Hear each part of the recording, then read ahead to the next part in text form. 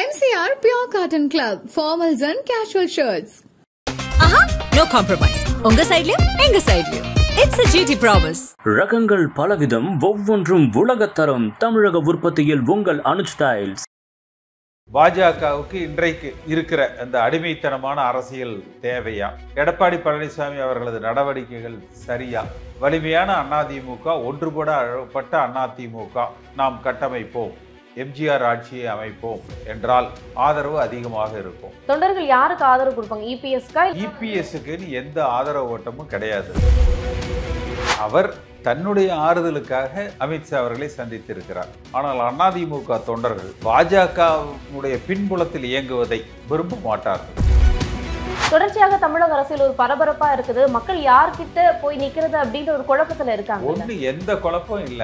பாட்டாளி மக்கள் கட்சி, அதிமுக, பாஜகவோட கூட்டணி சேர்ந்தாலே இந்த கட்சிகள் சிதறடிக்கப்படும், வலுவிழக்கப்படும், பிளக்கப்படும், பிரிக்கப்படும். அவங்களோட ஃபார்முலா ஒண்ணுதான். கட்சியை 10 துண்டா நறுக்குவாங்க. அந்த 10 துண்டையும் தனித்தனியா அவங்களோட கூட்டணியில சேர்த்துப்பாங்க. இவர்கள் முதல் இடத்துக்கு வந்துடுவாங்க. இந்த சுற்றுப்பயணம் விஜயோடைய அரசியலுக்கு எந்த விதமான தாக்கத்தை ஏற்படுத்தும்? ஒரு தாக்கத்தையும் ஏற்படுத்தாது. எடப்பாடி பழனிசாமி எந்த அளவுக்கு அதிமுகவை ஒருங்கிணைக்கிறாரோ அதற்கு தக்கவாறு குறைவான வாக்குகளை விஜய் பெறுவார். எடப்பாடி பழனிசாமி அதிமுகவை எந்த அளவுக்கு பலகீனப்படுத்துகிறாரோ அந்த அளவுக்கு விஜய் பலம் பெறுவார். கலாட்டா நேயர்களுக்கு வணக்கம். இன்று நம்மோடு பேசுவதற்காக முன்னாள் நாடாளுமன்ற உறுப்பினர் கே.சி. பழனிசாமி அவர்கள் நம்மோடு இணைந்திருக்கிறார். அவரோட பேசலாம். சார் வணக்கம். சார் வணக்கமா. சார், செங்கோட்டையனை கட்சியிலிருந்து நீக்கினதுக்கு பிறகு அவர் ஒரு நிம்மதிக்காக கோயிலுக்கு போறேன்னு சொல்லியிருக்காரு. சொன்னதுக்கு அப்புறம் அவர் போய் அமித்ஷாவை சந்தித்ததாகவும் தகவல் இருக்குது. இது கட்சியை ஒருங்கிணைக்கிறதுக்காக அவர் இந்த முடிவு எடுத்திருக்கிறாரா? பிஜேபி கூட்டணியை மக்கள் ஏற்றுக்கொள்வார்கள், தொண்டர்கள் ஏற்றுக்கொள்வார்கள் அப்படின்னு செங்கோட்டையனும் நினைக்கிறாரா? முதல்ல செங்கோட்டையன் இன்னும் கட்சியிலிருந்து நீக்கல. பொறுப்புகள்ல இருந்து மட்டும் நீக்கப்பட்டிருக்கு. பொறுப்புகள்ல இருந்து தான் நீக்கி இருக்காங்க. அடுத்து அவர் தன்னுடைய ஆறுதலுக்காக அமித்ஷா அவர்களை சந்தித்திருக்கிறார். ஆனால் அதிமுக தொண்டர்கள் பாஜகவுடைய பின்புலத்தில் இயங்குவதை விரும்ப மாட்டார்கள். அதற்கு மாறாக தமிழகம் முழுக்க சுற்றுப்பயணம் செய்து அதிமுக தொண்டர்களின் ஆதரவை செங்கோட்டையன் பெற்றிருக்கணும்.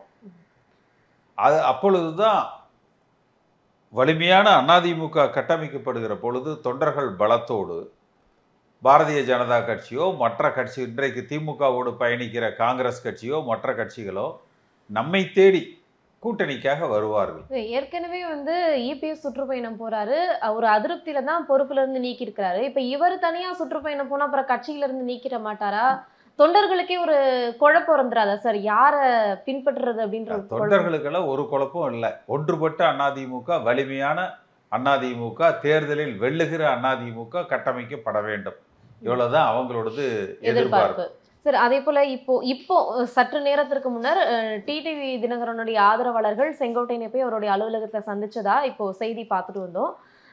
இது அவர் அதிமுகவுல இருந்து வெளியா போய் இன்னொரு கூட்டணி அமைப்பதற்கான வாய்ப்பு எதுவும் இருக்கு அப்படின்ற மாதிரி பார்க்கலாமா? இல்லை, எல்லோரும் இப்போ ஓபிஎஸ், செங்கோட்டையன், நானு, தினகரன், இப்படி எல்லோரும், சசிகலா, எல்லோரும் இணைந்து மண்டலத்துக்கு ஒரு கூட்டம், தென் மாவட்டங்களில் ஒரு கூட்டம், தென் மண்டலத்தில் ஒரு கூட்டம், மேற்கு மண்டலத்தில் ஒரு கூட்டம், டெல்டாவில் ஒரு கூட்டம், வட மாவட்டங்கள் அந்த மண்டலத்தில் ஒரு கூட்டம், சென்னையில் ஒரு கூட்டம்.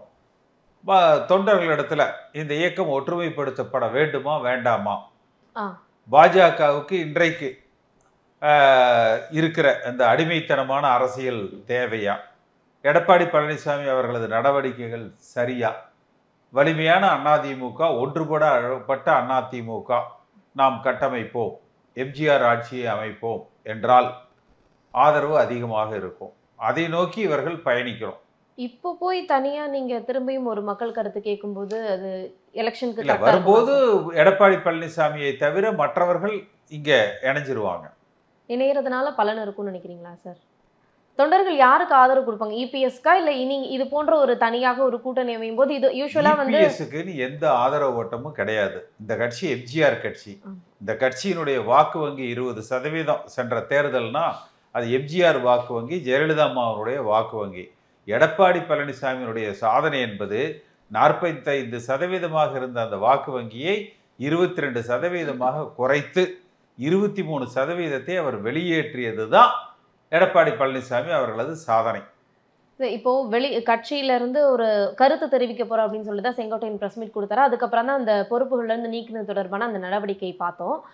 அதுக்கப்புறம் இபிஎஸ் ஆதரவாளர்கள் தரப்புல எடுத்த பேட்டியில இதுவே நீங்க அம்மா ஆட்சியில இருந்தா அந்த மாதிரி உங்களால ஒரு பிரஸ் மீட் கொடுக்க முடியுமா, அப்போ பொதுச் செயலாளரை மீறி நீங்க செயல்படுறீங்களான்னு ஒரு கேள்வி முன் வைக்கிறாங்க. அம்மா மாதிரி 10 தேர்தலையும் தொடர்ந்து எடப்பாடி பழனிசாமி வெற்றி பெற்று தேடி கொடுத்திருந்தாருன்னா எதுக்காக இப்படி பேசுறாங்க? இதுதான் பதிலா சார் அவங்களுக்கான கம்பேரிசனுங்கிறது. அம்மாவை போல அப்படின்னா ரைட், அம்மாவை போல நீங்க வெற்றி பெற்று கொடுத்துட்டு இதை சொல்லுங்க கேட்டுக்கிறோம். உங்களால வெற்றி பெற கையால் ஆகல, 10 தேர்தலையும் தொடர்ந்து தோற்கிறீங்க, அப்புறம் இதுல என்ன போய் அம்மா மாதிரி அப்படின்னு. சரி, இப்போ இவர் போய் அமித்ஷாவை சந்திச்சது ஒரு மன நிம்மதிக்காக அப்படின்னு பாக்குறீங்களா, இல்ல இவரும் பாஜக கூட்டணியை வலுப்படுத்துறதுக்காக? அவர் போகும்போது மன நிம்மதிக்காக போறேன்னு தான் சொல்லியிருந்தாரு. ஆனா திடீர்னு அமித்ஷாவை சந்திக்கிறது அப்ப அந்த பாஜக ராமர் வேண்டியது இல்ல, அமித்ஷாவே இந்த மன நிம்மதியை கொடுத்துட்டாருன்னு திரும்பி வந்திருக்கலாம். இல்ல சார், அது கட்சிக்கு போற வழியில அவர் ஒன்னும் அமித்ஷாவை பார்க்கல. இல்ல அமித்ஷா பார்த்தோன்னு திரும்பி வந்துட்டாரு. சார் ராமர் கிட்ட என்ன வேண்டி போனாரோ அது அமித்ஷா உருவத்தில் அவர் கிடைச்சிருச்சுங்கிறதுனால திரும்ப வந்துட்டார். கட்சி தொண்டர்களுடைய மனநிலை என்னவா இருக்கும்னு நினைக்கிறீங்க சார்? பாஜகவுக்கு அடிமைப்படுவதை விரும்ப மாட்டார்கள். தொண்டர்கள் மூலமாக ஒரு தலைமை உருவாக்கப்படுவதை விரும்புவார்கள், எதிர்பார்ப்பார்கள். அதனால தான் இந்த கருத்தை சொன்னேன். தமிழ்நாடு முழுக்க நாம் தொண்டர்களை தேடி பயணிப்போம். இப்போ செங்கோட்டையன், சசிகலா அவர்கள், டிடிவி தினகரன் அவர்கள், அப்புறம் நீங்க அப்படின்னீங்க, இது ஒரு அணி. அதே போல இபிஎஸ் ஒரு அணினா மக்கள் யாருக்கு ஓட்டு போடுவாங்க? அதிமுகவுக்கு ஓட்டு போடுவாங்க. யார் உண்மையான, அதாவது கொடி பிடிக்கிற தொண்டன் முடிவெடுப்பான். இதுதான் எம்ஜிஆருடைய தாரக மந்திரம். அந்த தொண்டர்கள் எந்த கருத்தை விரும்புகிறார்கள்? ஒன்றுபட வேண்டும் என்று விரும்புகிறார்களா, இல்லை எடப்பாடி பழனிசாமியே போதும் இனி இருக்கிற கொஞ்சம் பேரை கட்சி விட்டு நீக்கிடலாம் என்று விரும்புகிறார்களோ அதற்கு தகுந்த மாதிரி அவர்கள் முடிவெடுப்பாங்க. ஆனால் அவர்கள் முடிவெடுப்பதற்கு தகுந்த ஒரு வாய்ப்பை, ஒரு சூழ்நிலையை உருவாக்க வேண்டியது நம்முடைய கடமை. கடந்த ஒரு வாரமா அரசியல் சூழல் பார்த்தீங்கன்னா மதிமுகவில் இருந்து மல்லை சத்யா அவர்கள் நீக்கம் செய்யப்பட்டாரு. அதே போல கடந்த சில நாட்களுக்கு முன்னாடி கட்சி பொறுப்புல இருந்து செங்கோட்டையன் அவர்கள் நீக்கப்பட்டிருக்கிறாரு. இன்னைக்கு காலையில பாமகவில இருந்து அன்புமணி நீக்கம் செய்யப்பட்டிருக்கிறாரு. தொடர்ச்சியாக தமிழக அரசியல் ஒரு பரபரப்பா இருக்குது. மக்கள் யார்கிட்ட போய் நிக்கிறது அப்படின்ற ஒரு குழப்பத்துல இருக்காங்க. ஒண்ணு எந்த குழப்பம் இல்ல. பாட்டாளி மக்கள் கட்சி, அதிமுக, பாஜகவோட கூட்டணி சேர்ந்தாலே இந்த கட்சிகள் சிதறடிக்கப்படும், வலுவிழக்கப்படும், பிளக்கப்படும், பிரிக்கப்படும் என்பது தெரிந்தது தானே.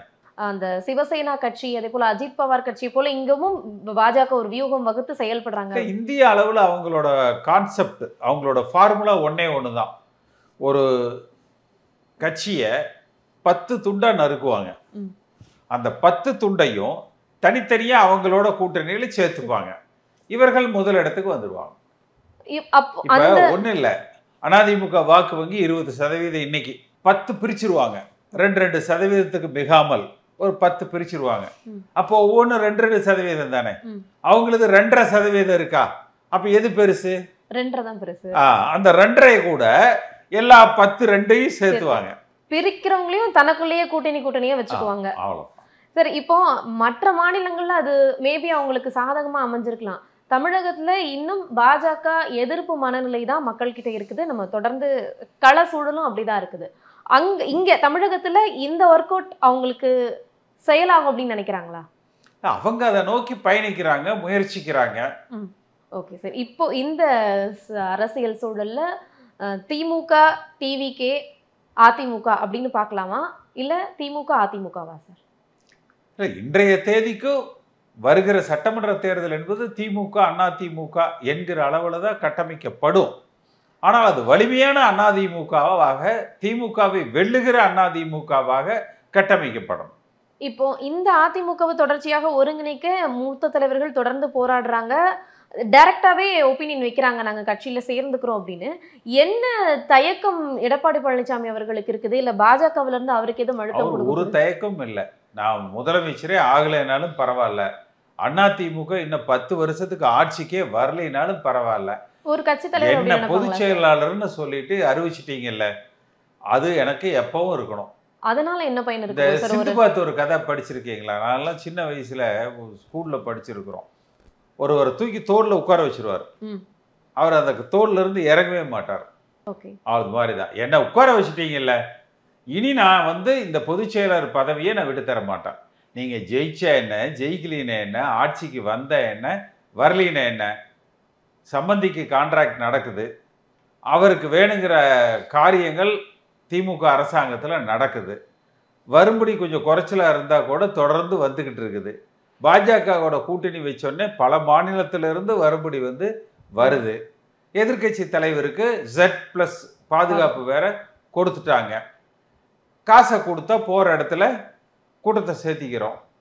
ஒரு கட்சியோட தலைவரா மட்டும் இருந்து அவருக்கு என்ன பயன் கிடைச்சிட போகுது? இந்த மாதிரி கான்ட்ராக்ட் மட்டும் தான் அவருடைய பயன் அப்படின்னு நினைக்கிறீங்களா? சரி, அவர் அது போதும்னு சொல்லி நினைக்கிறாரு. இருக்கிறத வச்சு காப்பாத்திக்கிட்டா போதும், சம்பந்தியை பாதுகாத்தா போதும், மகனை பாதுகாத்தா போதும், வழக்குகள்ல இருந்து உடன் பயணிக்கிற அமைச்சர்களை பாதுகாத்தா போதும்னு நினைக்கிறாரு. அதனால அவரே திமுகவுக்கு சாதகமா செயல்படுறாரா? தன்னால வர முடியலனாலும் திமுக இருந்துட்டு போகுதுன்னு நினைக்கிறாரு. இபிஎஸ்ஆல வரவே முடியாதுன்னு நினைக்கிறீங்களா சார்? கட்சி ரொம்ப பலமா இருக்கு. இபிஎஸ்ங்கிற தனி மனிதனுக்கு அவர் என்ன தனியா இபிஎஸ் கட்சியை ஆரம்பிச்சிருக்காரு? இல்ல அதிமுக கட்சி ஆட்சிக்கு வராவிட்டாலும் பொதுச் செயலராக தான் தொடர்ந்தால் மட்டும் போதும் என்கிற மனநிலையில் அவர் இருக்கிறார் என்பது என்னுடைய கருத்து. 13ஆம் தேதி விஜய் அவர்கள் அவருடைய அரசியல் பயணத்தை டைரக்டா களத்துக்கு போய் தொடங்க இருக்கிறாரு. தொடர்ச்சியாக ஆளுநர் தரப்புல இருந்து அவங்களுக்கு நிறைய அழுத்தங்கள் வருது அப்படின்ட்டு டிவிக்கு தரப்புல குற்றச்சாட்டு முன்வைக்கப்படுது. எப்படி சார் பாக்குறீங்க? போறாங்க. இது வாக்கு கேட்டோ பிரச்சாரத்துக்கோ மக்களை சந்திக்கிறதுக்கோ யார் வேணாலும் போகலாம். இல்ல சார், போகக்கூடாதுன்னு ஒண்ணும் கிடையாது. இல்ல 3 வாட்டி அவங்க லெட்டர் கொடுத்து இந்த இடம் கிடையாது அந்த இடம் கிடையாதுன்னு தொடர்ச்சியாக வாக்குவாதம் போச்சு. இப்ப கொடுத்துட்டாங்க. அப்ப திமுக டிவிக்கு பார்த்து பயப்படுறாங்க அப்படின்னு? இல்ல, அதெல்லாம் கொடுத்துருவாங்க, பர்மிஷன் கொடுத்துருவாங்க. இல்லைன்னா கோர்ட்ல போட்டா கொடுத்துருவாங்க. இந்த சுற்றுப்பயணம் விஜயோடைய அரசியலுக்கு எந்த விதமான தாக்கத்தை ஏற்படுத்தும்? ஒரு தாக்கத்தையும் ஏற்படுத்தாது. இந்த மாதிரியான சுற்றுப்பயணங்களுக்கும் மக்கள் தேர்தலில் வாக்களிக்கிறதுக்கும் சம்பந்தமே கிடையாது. சரி, ஒரு மாநாட்டுல அவ்வளவு பேர் வந்திருக்காங்க, எந்த ஒரு தாக்கம் பேசுபொருள் ஆக்கிட்டு இருக்கலாம். நம்ம களத்துல பயணிக்கிறோம், பிரசன்ஸ் காட்டலாம். தேர்தல் நேரத்துல விழுகிற வாக்குகளுக்கு இதுக்கு சம்மந்தமே இருக்காது.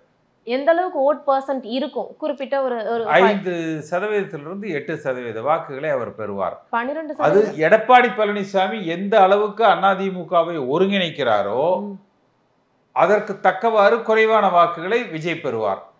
எடப்பாடி பழனிசாமி அதிமுகவை எந்த அளவுக்கு பலகீனப்படுத்துகிறாரோ அந்த அளவுக்கு விஜய் பலம் பெறுவார். அதிமுகவோட கள அரசியலுடைய சூழல் தான் டிவிகேவை தீர்மானிக்கும் அப்படின்றீங்களா? டிவிகேக்கு அந்த அளவுக்கு எந்த ஒரு அவ்வளவு ரசிகர்கள் அவங்களுக்கு 3 லட்சம் தொண்டர்கள் ரசிகர்கள் இருக்கிறாங்க.